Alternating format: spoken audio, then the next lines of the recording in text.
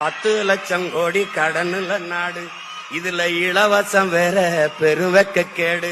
பாக்க சகிக்கல சனம்படும் பாடு, இத வளர்ச்சின்னு வாய்கிளிய போடுறான் போடு.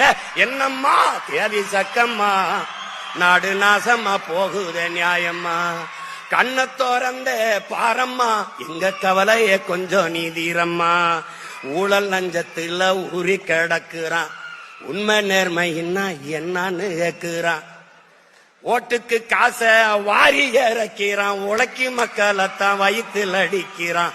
என்னம்மா தேவி சக்கம்மா, நாடு நாசமா போகுதே நியாயமா.